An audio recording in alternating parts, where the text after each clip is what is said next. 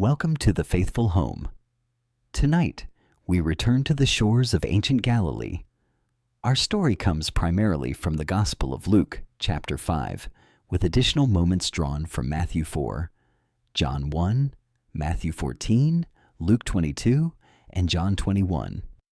Before he was a pillar of the early church, before sermons in Jerusalem, before prison cells and martyrdom, he was simply Simon, a fisherman.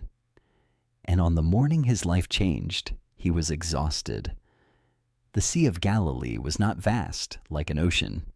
It was a freshwater lake surrounded by modest fishing towns, Capernaum, Bethsaida, Magdala. The hills around it held quiet villages, olive groves, and narrow roads worn by centuries of footsteps. Fishing here was not romantic work. It was industry. Rome taxed heavily. Fishing rights were regulated. Nets were costly to repair. Boats demanded maintenance. A poor week could lead to debt. A season of failure could mean collapse. Simon and his partners, James and John, the sons of Zebedee, likely operated a modest family business. They owned boats. They had hired men. This was not wealth, but it was stability, and stability mattered. That night had yielded nothing. All night they cast nets into dark water. All night they waited. All night they pulled in emptiness. Night fishing was strategic because fish rose toward the surface in cooler darkness. By sunrise, the opportunity faded. When daylight came, fishermen washed their nets carefully, inspecting for tears, clearing weeds, drying fibers to preserve strength. Simon's shoulders ached. His hands were rough. His mind was likely already calculating the loss. And then a crowd gathered.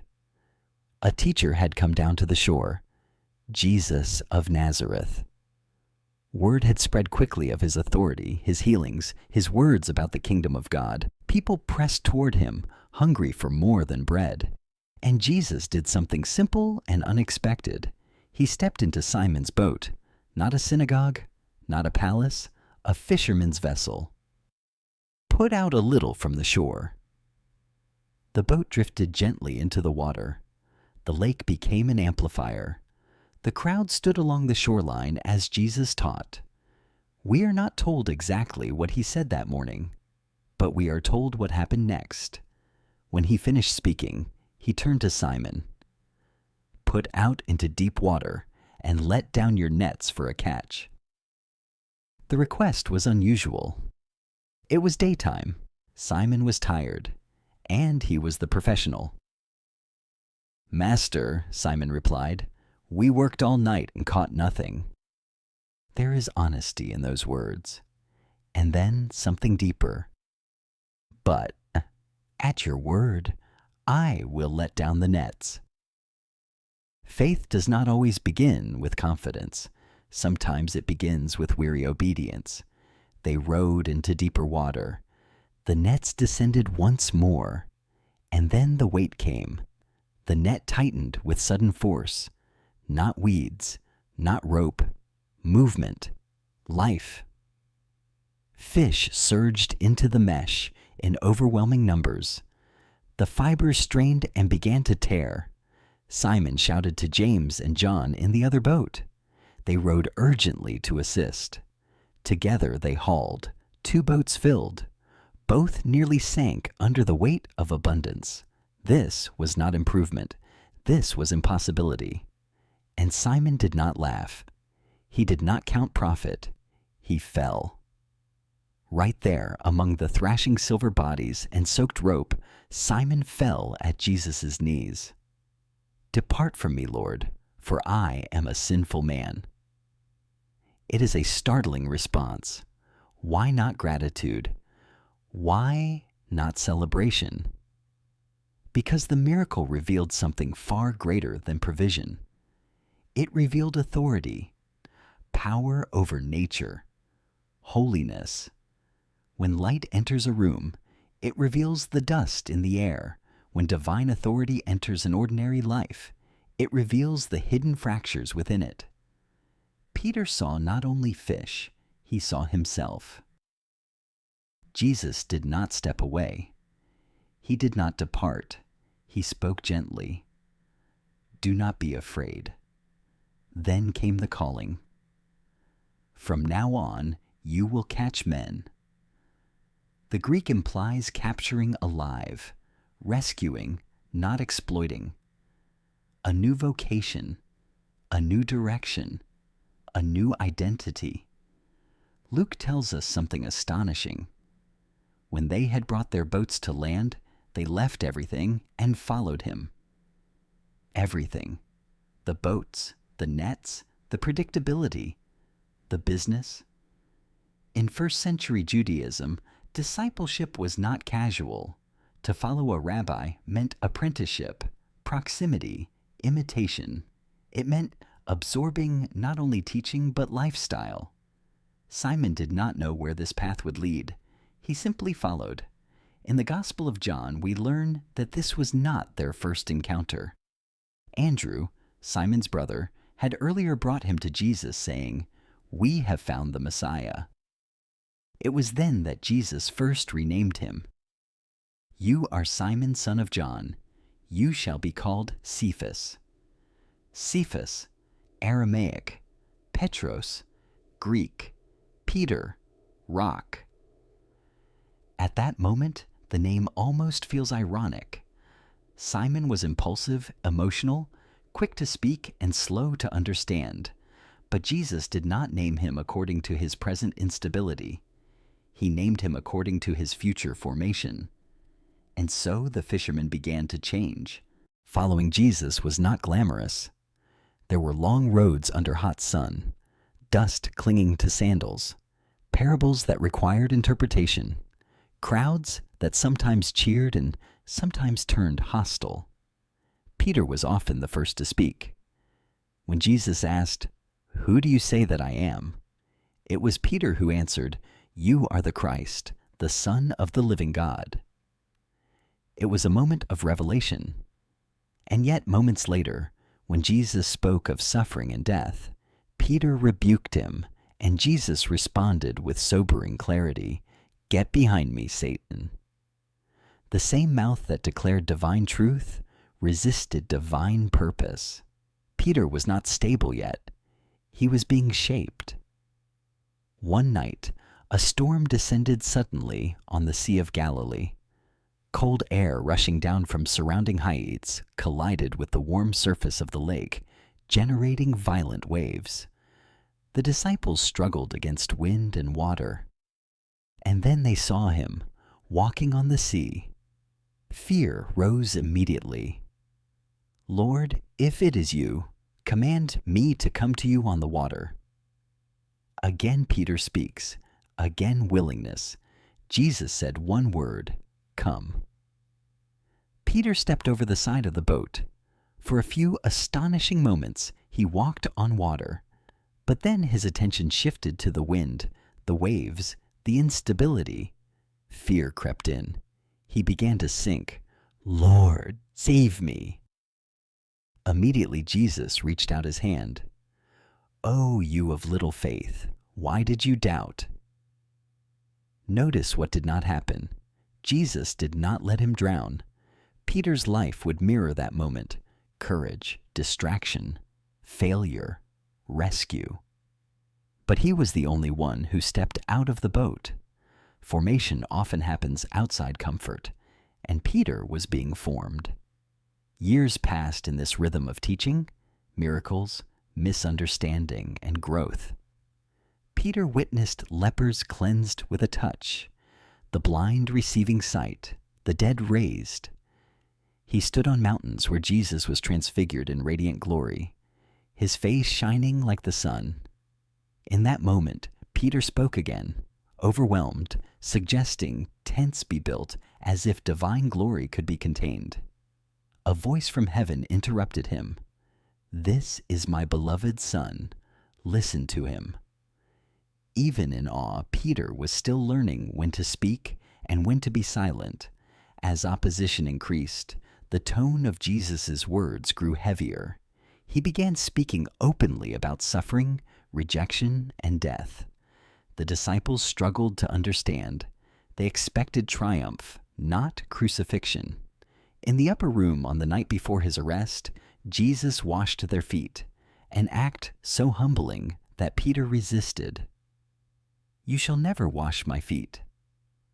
And yet, when Jesus explained, Peter swung to the opposite extreme. "Lord, not my feet only, but also my hands and my head." His heart was sincere, but still impulsive. That same evening, Jesus warned them that they would scatter. Peter answered with bold certainty, "Even if all fall away because of you, I will never fall away." He believed it. Courage often feels strongest before it is tested. But Jesus replied quietly, "Truly I tell you, this very night, before the rooster crows, you will deny me 3 times." Peter could not imagine such weakness within himself. Yet in the courtyard of the high priest, beside a charcoal fire, fear closed in. A servant girl recognized him. "You also were with Jesus." Peter denied it.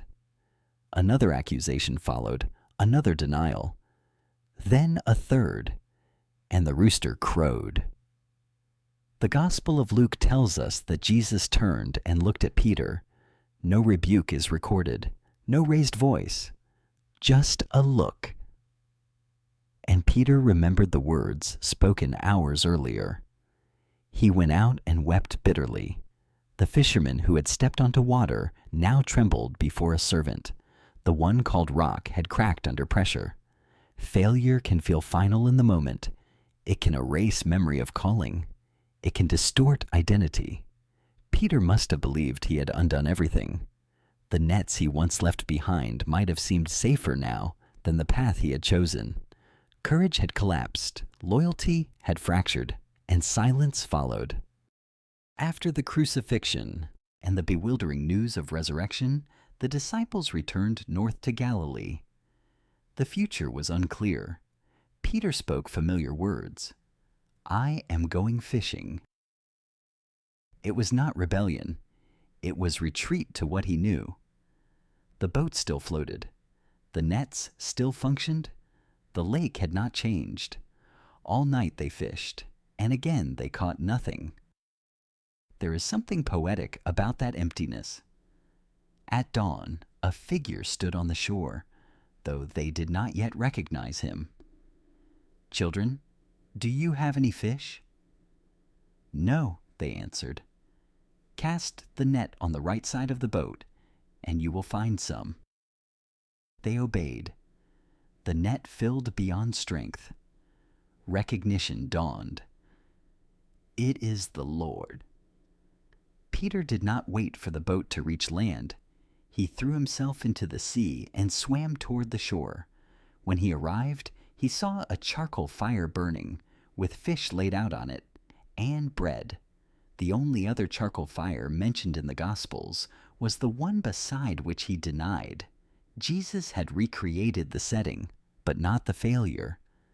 After breakfast, Jesus spoke to him. "Simon, son of John, do you love me more than these?" Not Peter, Simon, back to the beginning. "Yes, Lord, you know that I love you." "Feed my lambs." Again, "Simon, son of John, do you love me?" "Yes, Lord, you know that I love you." "Tend my sheep." A third time, "Simon, son of John, do you love me?" Peter was grieved because he asked the third time. The repetition echoed his denials.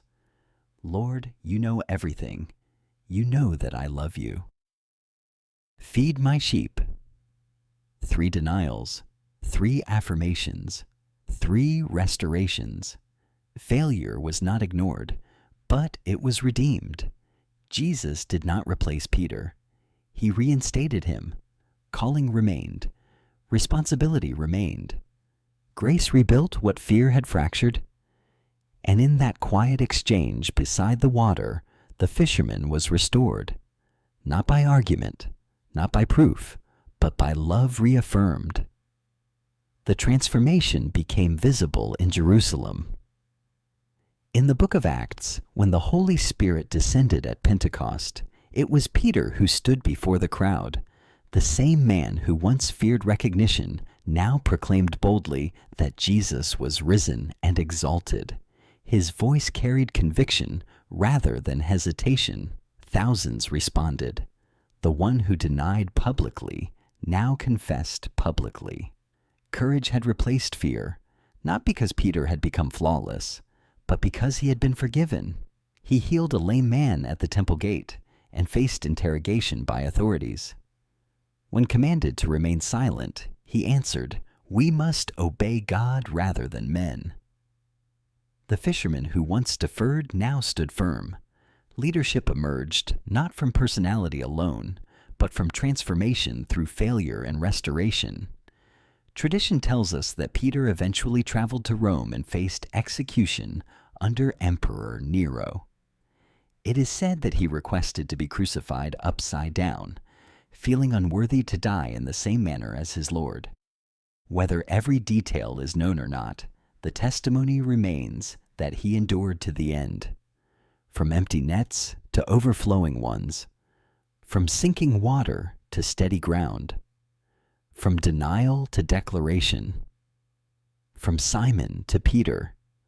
His calling did not erase weakness, it reshaped it. The rock was not born strong. He was formed through obedience, correction, collapse, and grace. And perhaps that is why his story endures. Because many stand on similar shores, tired, uncertain, washing nets that yielded little. Many have spoken too quickly, failed under pressure, or retreated to what feels safe. Yet the invitation remains the same. Do not be afraid. Follow me. Calling often begins in exhaustion. Growth often follows failure. Restoration often waits beside the very fire where regret once burned. The Sea of Galilee still rests quietly in history, but its waters echo with transformation. A fisherman heard a voice, stepped into deeper water, and never returned unchanged. Thank you for listening to The Faithful Home. May you have the courage to step out of the boat, the humility to admit when you sink, and the hope to know that restoration is always possible.